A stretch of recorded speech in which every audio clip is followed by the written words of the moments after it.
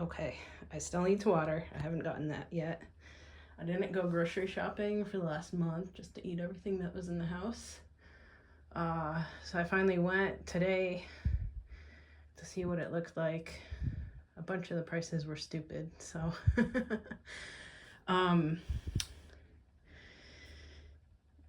I should, so now that I'm looking at the plants, I was writing it down in my planner, once a monthly poisonings with that systemic insecticide. I don't know if I wrote the next one out.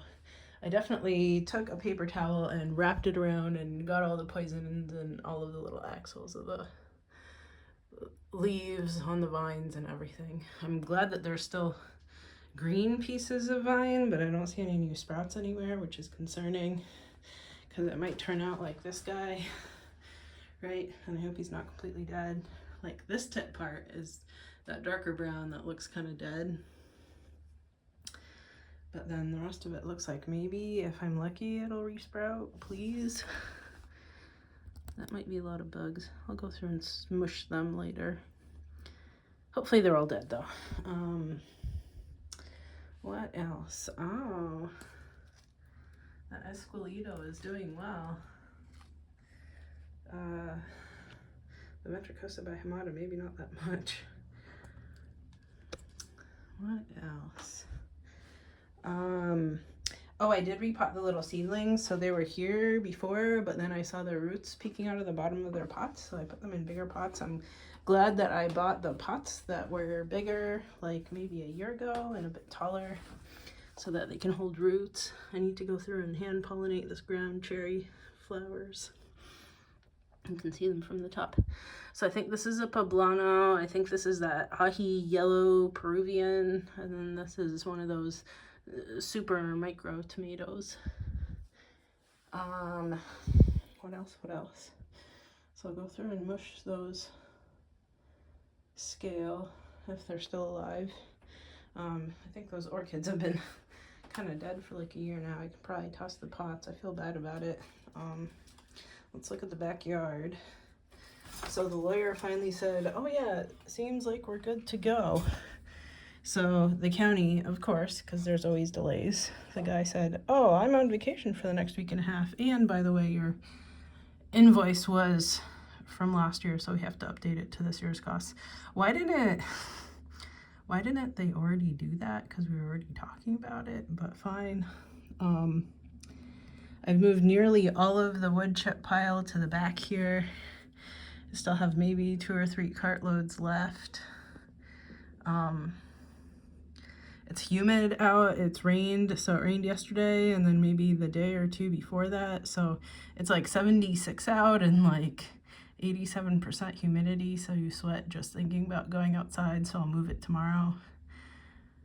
I've been thinking about where to plant the plants. And I was thinking that I would put that full-size cherry, that Amarina cherry that I have in the garden here in the back. But then they don't really like having really wet feet.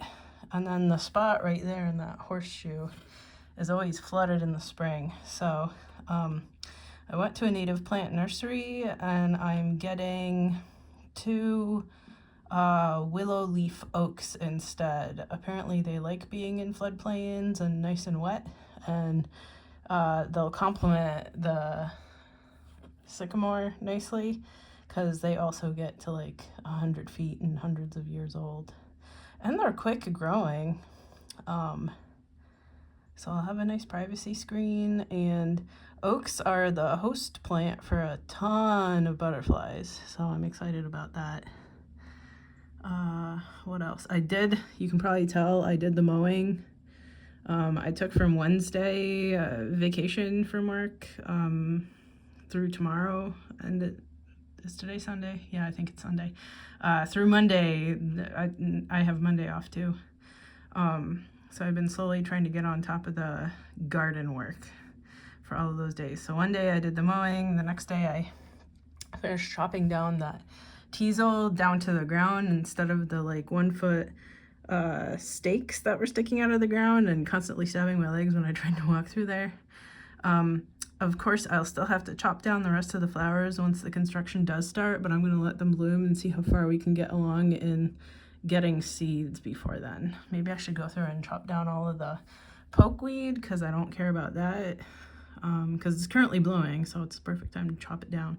But maybe tomorrow because the humidity is really high, right? And I'll mow down this kind of part because they were gonna take down this little bit of fencing because it's just kind of a waste of space. What else? I ripped a bunch more, you can see it laying dead there, I think. A bunch more garlic chive out from under those trees over there. I thought I'd gotten all of it earlier in the year, right? But then more of it came up. You can tell by the blooms. So hopefully that's the last of it. I expect I'll probably have to pull up a couple onesie-twosies next year. And I got a little bit of the bindweed in the front out by the roots. There's more bindweed in the back here. I think you can even see like there's a little white spot over there from one of the flowers, but I'm slowly ripping it out. What else? Yeah, when I go through and try to do a little bit more weeding tomorrow when I move the mulch, I'll try to get all of the first year teasel out that hasn't bloomed yet, so it doesn't even bloom next year. So then starting next year, I'll have onesie-twosie teasels instead of a whole entire yard full of them. I'll have to get the bull thistle too. I'm not even touching that this year. It's already finished blooming anyway. The goldfinches can have it. I think they're doing a good job of eating it. Hopefully they get all the seeds because I think they would usually rely on the teasel too, but then considering I moved that out, hopefully eat all the thistle seeds because there's a bunch of it over there. There's a big one over there. The goldenrod is going to bloom soon. It's all the really tall stuff. Like, where's my finger? That right there and that right there. That's kind of yellow at the end because it's the buds for the flowers. And then what else? Because the neighbor keeps planting stuff like ridiculously close to his fence. I think that whole entire side of my yard is going to be shaded out soon. So I think the only thing that I'm going to grow over there is grass. I'm not going to put the black raspberry there because it'd get shaded out and not make fruit, I'm guessing. So I might actually put it up front here. And then I think deer would leave it alone because they don't bother it on the sides of the bike trail over here. But then, you know, they treat gardens differently than everything else and eat everything in nice gardens. So I don't know if I'd need to put it in any sort of fencing or not. I read online that rabbits will eat back the canes despite the fact that they're thorny. So, but I don't think that they've eaten back all of the black raspberry that I already have because I have one over here and one in the back, and I actually sprouted some from seeds on the porch. I think I might have showed you that last time. If I didn't, I have some sprouts on the porch that I'm 99.9% sure are black raspberry. And that might be it. Okay, I'm gonna go water the plants. Oh, and these are hitting the ceiling. Oh, the uppers are green. Good to know. I guess it became happier once I staked it up better. So I'll water the plants and see y'all next week.